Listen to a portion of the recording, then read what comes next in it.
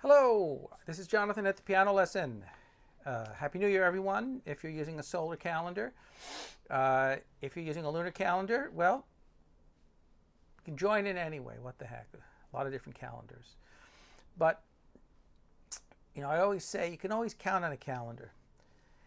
I've been very busy, as I imagine you have over the holidays, and you know, uh, I, I, I kind of wanted to do a little relaxed lesson today and maybe talk about some of my favorite tunes that I like to teach, and I think people who are starting to learn piano, and particularly jazz piano, might be interested in. And I'll explain why I like those songs. Typically when you're looking for a teacher, uh, you want someone, you should want someone, if you're looking for a teacher, to tell you not only what to learn, but how to learn it and in what order. I mean, that's what makes learning more fun and easier. So when I teach, I, being a person who just likes to play music and likes to play songs, I like to teach songs that also teach music, and I like to teach them in a certain order so they build on one another. And every song that I teach is representative of maybe 100 or 1,000 other songs that have been kind of modeled after that song. And so it's kind of like an archetype of other songs. And each song exemplifies a certain aspect of maybe music theory or whatever. So one tune, I'll just kind of jump right in here. One of my favorite tunes is a tune called Afternoon in Paris, and it's written by John Lewis, who is a great pianist and composer. And the tune is this.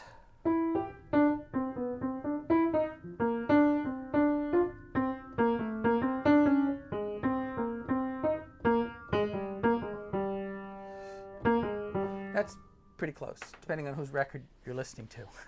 That's one of the tricks about learning these songs, is that you can never trust the sheet music. You always have to kind of listen to a bunch of different recordings.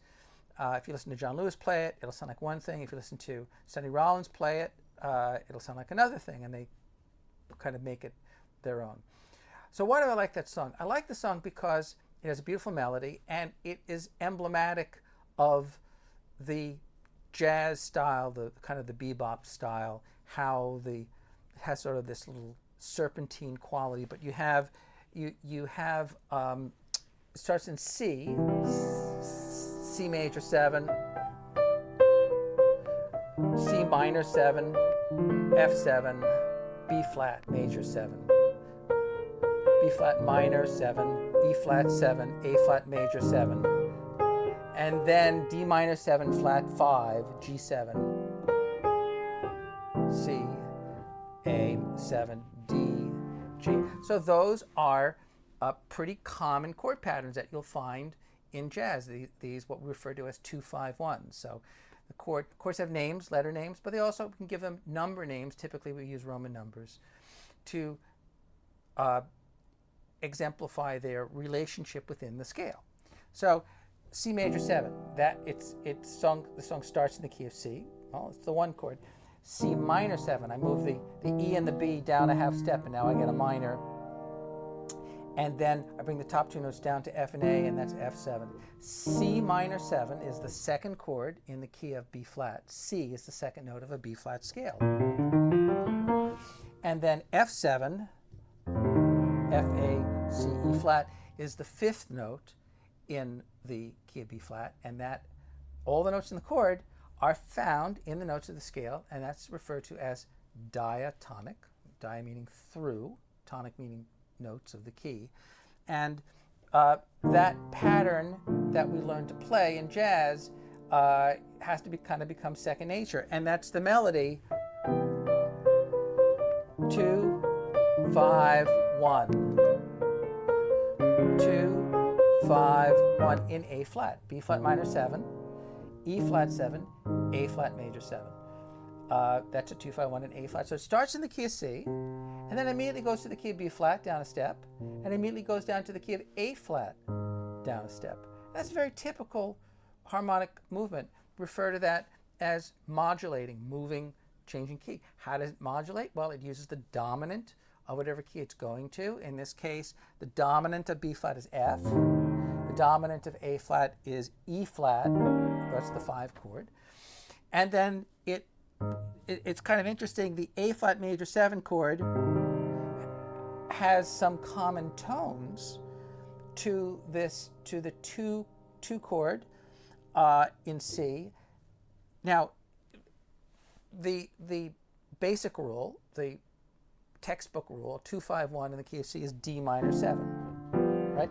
This chord is not D minor 7 precisely. It could be, but it's really D minor 7 flat 5 with the A flat, because the melody has that kind of odd note to it. If we just played D minor 7 with A natural and we played the A flat with the melody, we'd end up with that sound. It really wouldn't sound right. So here's another little trick. If you're learning a tune, okay, and you're very likely getting your sheet music or your lead sheet from wherever you're getting it, whether it's the real book or anything else, one way to check if the chord is correct, okay, is to compare the notes of the chord to the notes in the melody. And very often, the notes in the melody are different than the notes in the chord. Now, sometimes that's okay. For instance, the next chord, the 5 chord, G7, okay, G, B, D, F. If I play that A flat, that's a flatted ninth. That's referred to as an alteration. The ninth is the A, that's an extension, and then if it's lowered a half step, that's the alteration. So a G chord will sound fine with the A flat. A D minor chord, not so much. I probably wouldn't want that A in there. Probably not a great idea. Now, if you know anything about music and about overtones, that A is going to kind of sort of be in there anyway, no matter what, because the 5th of D is A. The 5th is a predominant overtone. The first overtone is an octave, and then a 5th. So even though that A is in the chord, you know, we may end up hearing it. I mean, if I play D F A, if I play D F C and hold down the A, it's very soft, but I can hear it A. I might be able to even play it higher. A, hear that?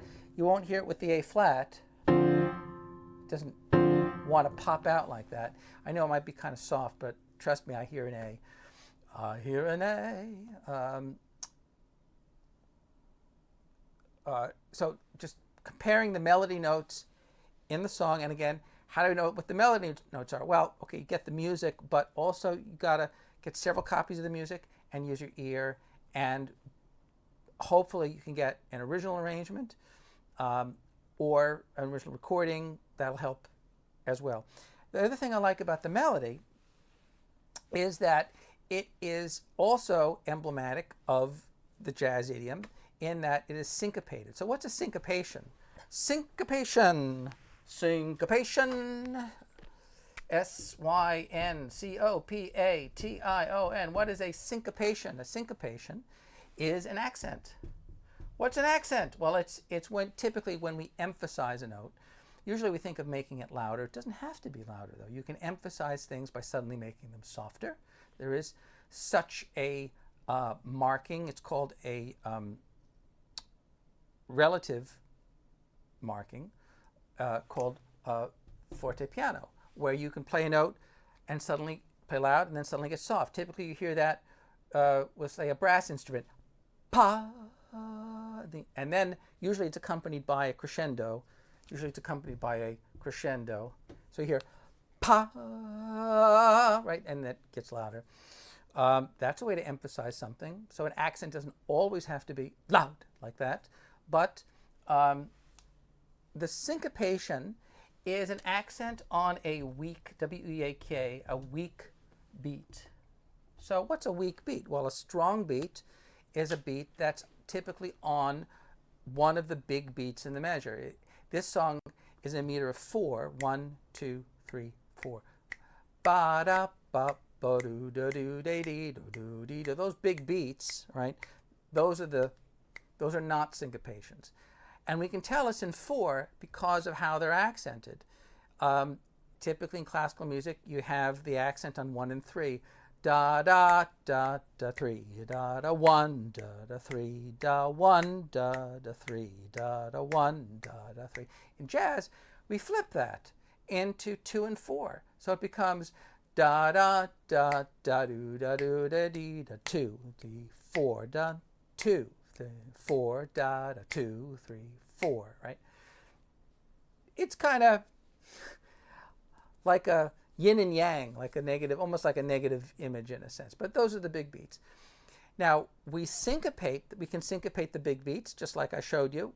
Rather than having the emphasis on 1 and 3, we could have it on 2 and 4.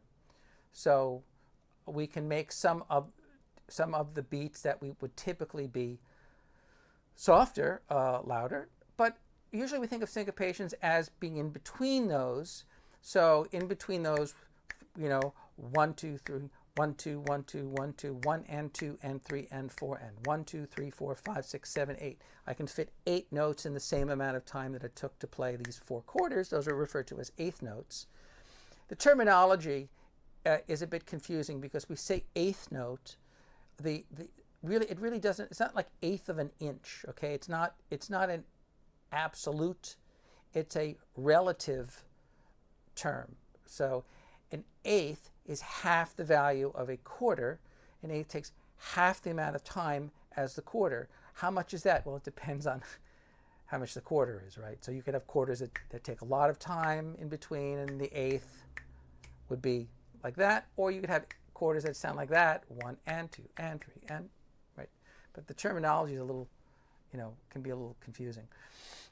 So 1, 2, 3, 4, and that's the melody. That starts on count 4, and first 2 notes slur, long, short, 1, and on the and of 1. That's jazz. 1, 2, 3, 4, and 1, and 2, and 3, and 4, and 1, and 2, and 3, 4, and 2, and 3, 4, and. That's what gives music its circular quality. I used to think of like those kids' toys that we used to play with called slinkies, the little coils that used to work their way down the stairs. We had these commercials where like the little coil would walk down the stairs on its own. Bach does that in his music too. If you look at a lot of Bach's music, the very first note in many Bach pieces is not a note. It's actually a rest. It's an eighth rest or 16th rest. Why does he do that? Well, he does it to create energy and motion and a syncopation. 1 dee da da dee da da dum, 1 da da da dee da da da dum, 1 and 2 and 3 and 4 and 1. The phrase and what we call it over the bar line. So it will if it's a meter of 4, it will always equal 4 beats. It just might not start on count 1, and very often it doesn't start on count 1. It starts on some other beat other than 1. It could start on 2, let's say, but that's this little serpentine beat that melody that I like, and you can learn it in the left hand and both hands. This is available on the internet, right? Afternoon in Paris by John Lewis. Okay, you can Google it anywhere. I don't have to give it to you necessarily, but I'll tell you the tune, and that's a great way to use the tune as a practical exercise. You practice these 2 5s, and then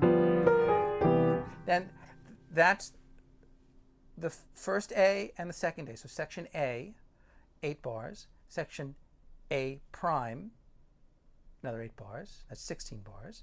Then the bridge, section B, the bridge. Da, da, da, D minor, C, G7, C, A, D minor, G, C, D minor, and we're back to the top.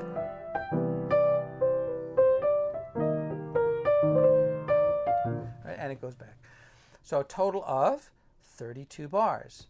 8 plus 8 plus 8 plus 8. Very typical musical form, what is known as song form, AABA. The other 32 bar form, which is very common, is 16 bars plus 16 bars. You remember these are formulaic to a large extent. Songwriting is kind of a craft. So there are musical forms, just like there are writing forms. There's haiku. We had to write those in third grade, Just like we had to make little artwork where you had to cut a potato in half and stamp it on a piece of paper. I don't know why we did that. But these are forms that we write in, and writing has meter, iambic pentameter. Remember that? That was a very common way that Shakespeare would a rhythmic form that they would write in. Don't ask me to explain it too much because I really can't. But if you're just gonna be a casual listener, it's nice to know this. It really kind of makes you enjoy music more. But if you're gonna play music, it's very helpful. It's kind of like playing a sport and knowing where the foul lines are. Okay, if you step out of bounds or in bounds, you want to stay in bounds in the court, right? So that's one tune that I think is a great song to learn. Let me play the whole thing a little bit. I'm just going to kind of do my own thing a bit, and then I'll tell you another one. So.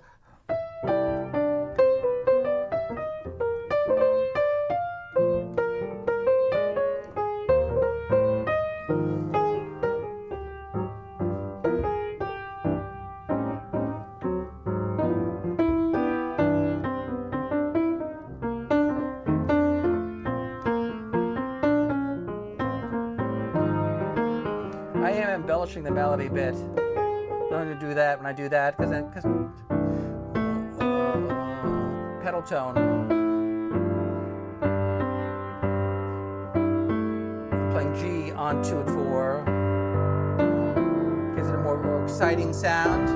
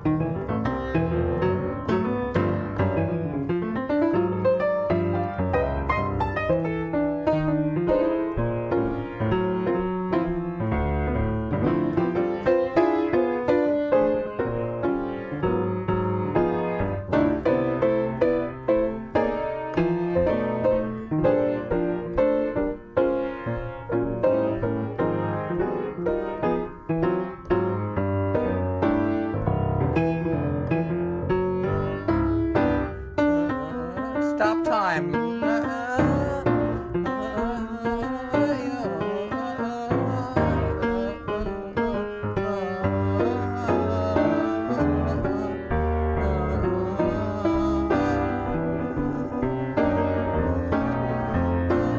Tremolo.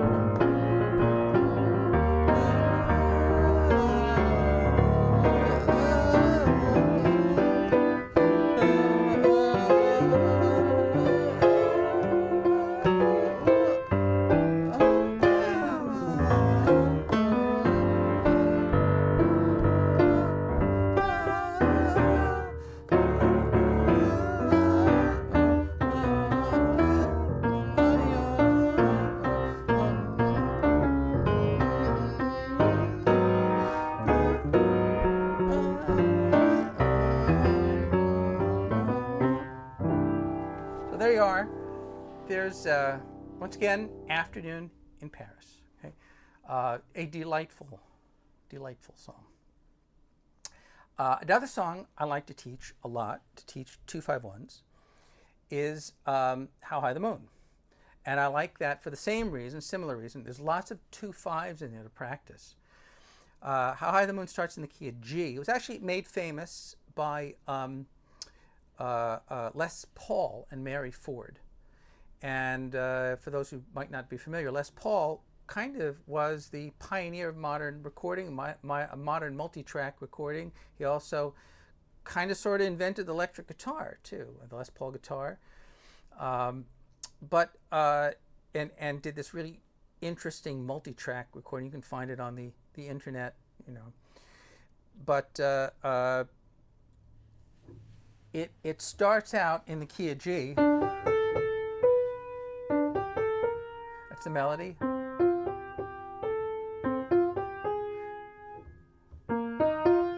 You hear the pattern? You hear the pattern? I mean, it's kind of, you know, that's composition. That's good composition. So it's somewhere there's music, how faint the tune. Somewhere there's heaven, how high the moon. I don't know the rest of the words.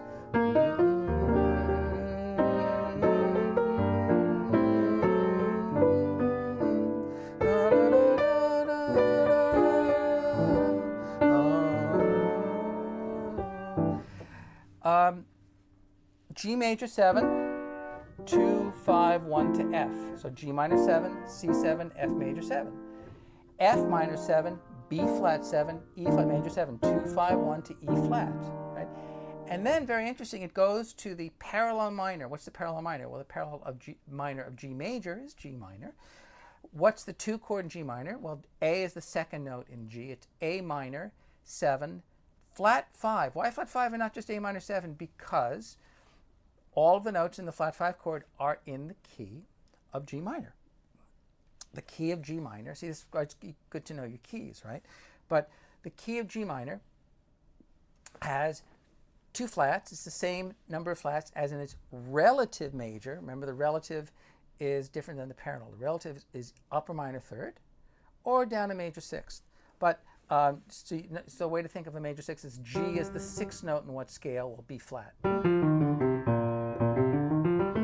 B flat, C, D, E flat, F, G, A, B flat. That's the B flat scale. If you take that scale and start on the 1, 2, 3, 4, 5, 6th note, or you go down 1, 2, 3 to G, and you play all those notes exactly like that, you get a natural minor scale. Remember, the word natural in this instance means simply that all of the notes in that minor scale are precisely the same as the ones in its relative. There are no accidentals, an accidental again being a sharp or flat or natural that's not in the key, okay?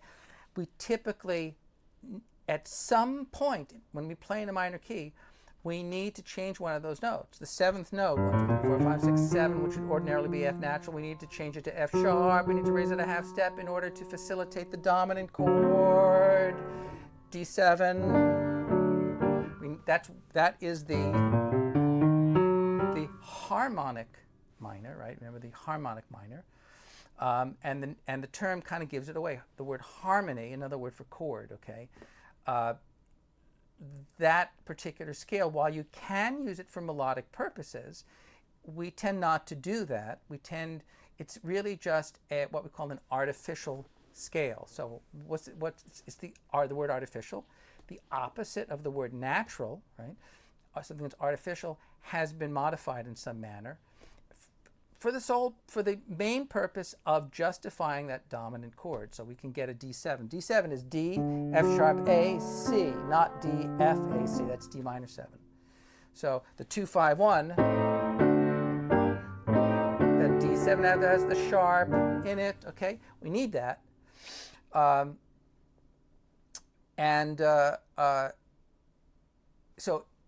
I'll just backtrack a bit. So it starts in G. It goes down a step to the key of F, then it goes down a step again to the key of E flat, right? So it goes, now we're in 3 keys, then it goes back but to G, but to the parallel minor, the parallel minor, so that's the G minor, so it's 4 keys already, and then back to G major, and then it kind of does this little, what we call a turnaround. the turnaround typically being 3-6-2-5. So what's 3 in the key of G? G, A, B, B, up a fourth to E, down a fifth to A, up a fourth to D. That's why you have to know your fourths and fifths. B minor 7, E7, A minor 7, D7.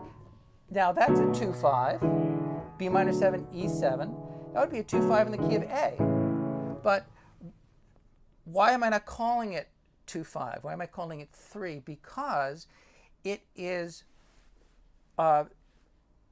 serving the key of G. It is not resolving to A. It's not resolving to A at all. It just continues this little descent and it finally resolves to G. So it's B, E, A, D, G. B up a fourth, down a fifth, up a fourth, down a fifth. I could go the other way too. I could go down a fifth, up a fourth. Same difference, okay? But that's it. And the melody outlines the chord. G major triad, G minor triad, F major triad, F minor triad, E flat major triad. Now, the triads, the 3-note chords, they're not in root position, they're not in first inversion, they're in second inversion. And that middle note there is not part of the chord, it's part of the scale. That is called a passing tone. A passing tone is a note that goes from one chord tone and connects one chord tone to another chord tone by step. So that motion is a stepwise motion. G major 7, G minor, F major 7, F minor, E flat major 7, A flat minor 7, D minor D7, and I added one thing to that chord. Here's a D7. Here's D7 flat 9, E flat. Why E flat? Why am I adding that? Well, again, the E flat is in the key of G minor, so it kind of sounds like it belongs there. If I play E natural, it's sunnier. It doesn't quite belong in the key. That would be called a flatted ninth in the key of D. D, E, F, G, A, B, C sharp or C, D, 1, 2, 3, 4, 5, 6, 7, 8, 9. E is the ninth and E flat is the flat 9. So very typical chord progression. Minor 7, flat 5, 2, dominant 7, flat 9. It's the exact same note, that E flat, A minor 7, flat 5, E flat in there, D7, flat 9, exact same note. Very common to see that pattern. So if you're reading music and you see a chord change and it says A minor 7, flat 5, and then it says just D7, guess what? I wouldn't play just D7. I would probably maintain the E flat over the bar line so that you have that flat sound. All right, we're out of time. Oh, went so fast. Let me play a little bit. I'm going to play out. And I'll see you guys next time.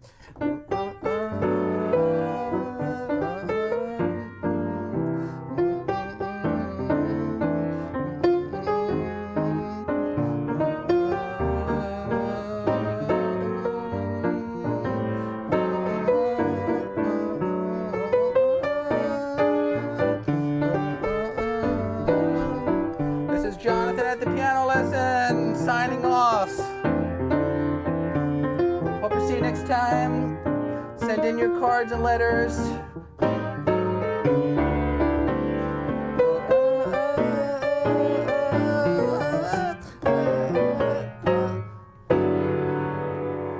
Adios, muchachos.